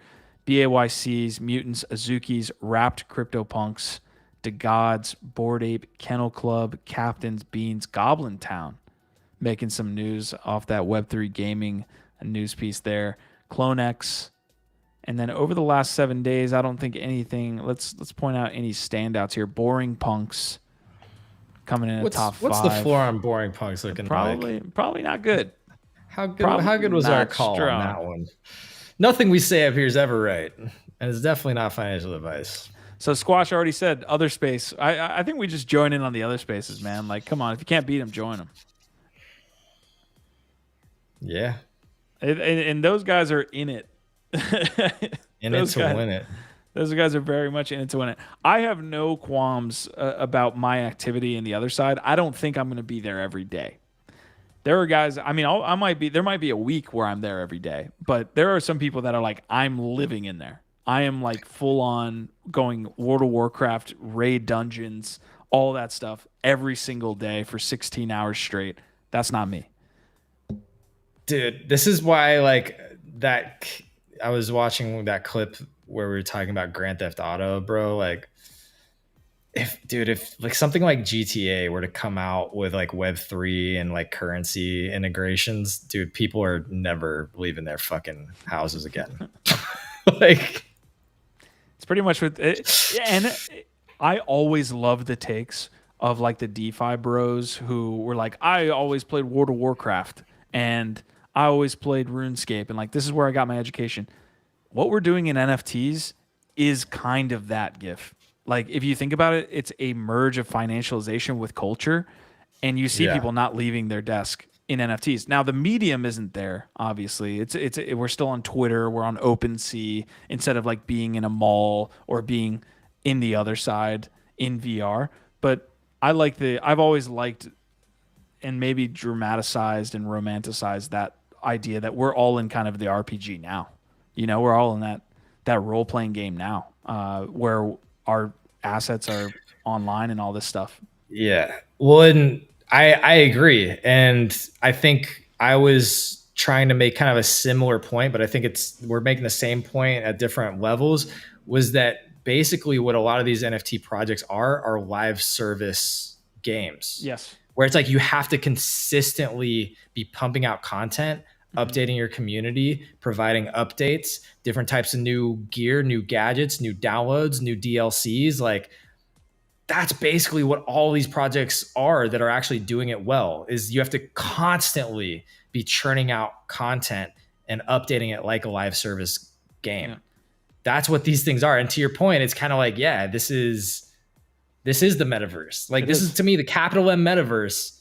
We're all existing in this sort of digital reality or this mediated reality already. Right now it's kind of disparate still. It hasn't really come together into the oasis or whatever that, that one big virtual world is that it all right. But there's not a what's it called?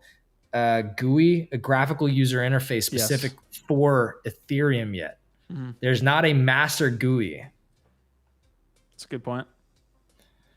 It feels like Ethereum is this like metaverse state capital, and of course there's other chains. Like I'm not going to sit up here and say I'm an ETH maxi. We love to cover other chains, but the biggest city state in this RPG is Ethereum, and we all kind of congregate and do different shit. And yeah, we're down a rabbit hole, folks. This is the last thing I wanted to cover today. We got ETH descriptions. Was that the link that you were sending me? Because I got one tweet I want to pull up. Oh, you're muted. Yeah, I dropped that link because they call me Ken's asking how we feel about ETH descriptions. And to be honest, we didn't really dig far into it. So I don't know if I'm going to catch a feeling from it on this episode. We might have to dig into it tomorrow. I would love to. Yeah, let's end this on a light note real quick. I know we went heavy on Yuga. We went heavy on kind of the PvP nature of the space right now and a lot of other things. And we didn't even mention ferocious allegations. Yeah, God. Yeah. I hate it here. Yeah. No, I love you guys. We love you to be here as well every day with us covering the NFT and Web3 space. Y'all are always bringing some interesting takes. We appreciate the community that shows up here every day. If you're here afterwards, we love you too. Choina, not RIP, but RIP his live viewership because Choina had to go back to a different, I think just a different time frame for his working hours. But we see you. Cheers to you, Choina. All right, this is the last thing I want to touch on today. We will hit ETH descriptions tomorrow, Ken, so come back on Tuesday and throughout the week. But NFT God came out with this tweet. I actually really like this. Not that I agree with everything on it, but there's some good takes here. Things about Web3 I wish I knew earlier. 1, staking is not a utility. I disagree. I just think it's not a lasting utility. I would just update to say that staking is not a lasting utility. Yes, directly and technically it is a utility. Like the answer is that, like his statement is factually incorrect, but I see what he's getting at. Yeah, you need more than utility. 2 is saying burning doesn't actually raise the price. I don't know that the time horizon has been long enough for us to actually prove this out yet. I would also agree, although I've seen things like Porsche 911 that drop, and we've seen some actual direct collections where burning does raise the price. I also think me and you have ruminated over this thought of like how you would restart a collection, and it has to be starting with lowering that supply, and that's a simple. So thesis. I agree with you. I was trying to give credence to what he's saying, but I actually think that burning can and usually does, even if it's not immediate or in a large way. And I think the other thing that I would add to what you just said is that I think that there have probably been multiple expressions of a burning mechanic where value was created. And one of those might be the CryptoPunk that was just burned to be the first ordinal or the first CryptoPunk burned. I'm sure somebody is going to pay more than the floor of a crypto. Like somebody will value that. Whether or not there's going to be liquidity for it afterwards and it holds that value long term, I have my doubts on that. But I think there's going to be a small enough like component, like niche of a niche that thinks that novelty and the burn of it is somehow unique and interesting enough to give it, that value. 3, WAGMI is a lie. This is the most true statement. I think anybody that has been in crypto for, I would say, even a year, maybe 6 months at this point, where the cycle we're in, WAGMI is definitely a lie. That was people just huffing pure fucking hopium coming out of, COVID, during COVID. Yeah. I will get back to you on this, but I keep going back to that law and it keeps coming out, like literally I can't say it when I'm on these streams. I don't know why I keep Pareto distribution. Literally Pareto says like Pareto is the exact opposite of WAGMI. Look it up. If you don't know Pareto distribution, that is it's more commonly the layman refers to it as the 80-20 principle. There you go. 4, art will always be the meta. Art to me is the secret sauce with a lot of these. Like if you add it and it's great for the reasons that we've talked about here on NFT Live, specifically building out IP. I've always loved that take. Art is the special sauce. It hasn't always been the meta.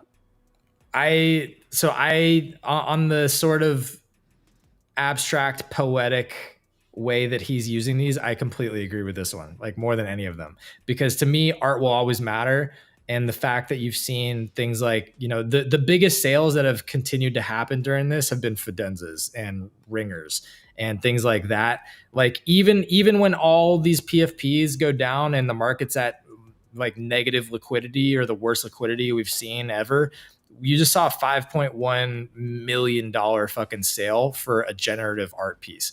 So yes, art makes PFPs and collectibles better, but art will always matter. And there will always be a market for art, even when all the other shit doesn't do well. Narratives in the space last 3 days.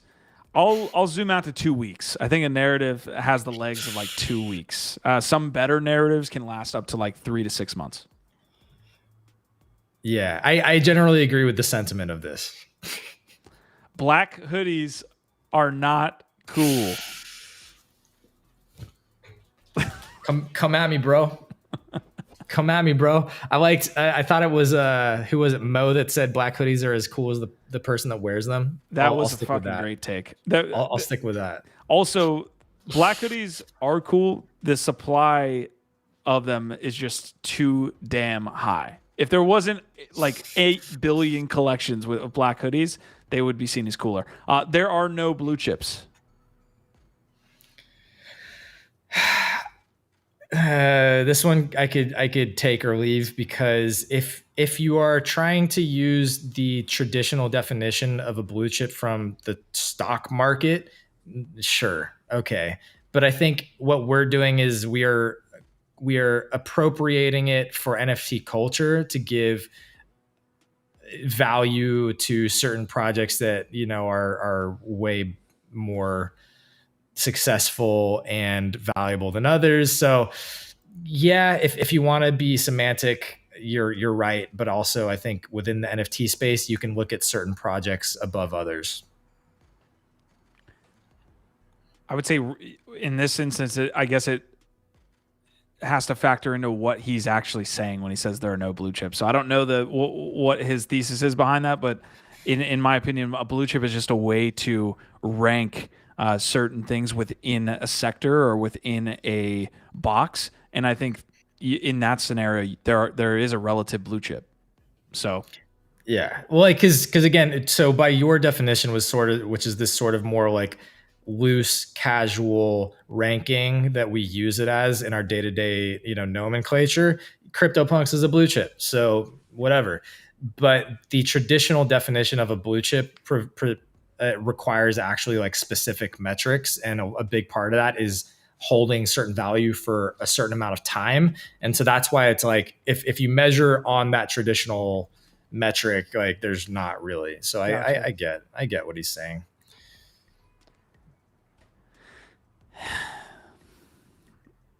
We were trying to end on a good note here. That's when you just play us out, bro. You just hit the button. Smash the like, fam. We made it. Holy crap. This was honestly a crazy day to be showing up here, to still be showing up in this space, but we keep doing it. We're not we're not really getting paid to do this, so a What? like is much appreciated. NFT Go. We believe in you. Yeah, I need more bags. We though. really, yeah. The point is, we're gonna keep showing up and doing this as long as y'all do, and we appreciate it. So hit the thumbs up. Yeah, we appreciate it. Again, that episode with Ralph Quintero, I believe, will come out tomorrow afternoon. So that'll be out then on Tuesday. We also have NFT Live and GM Web3 tomorrow. I think we can get Biggie Poppins in tomorrow. So I don't know. GIF has a important meeting there tomorrow. So I don't know if we're getting him. We'll see. We'll see. Maybe if you smash the like, I'll come back. Yeah, we'll see. No promises. Maybe tune in tomorrow to see if Gifted maybe will show up. Anyways, great episode. Thank you guys for tuning in all the way through. About 2 hours full of NFT and Web3 content. Our vibe, our tribe.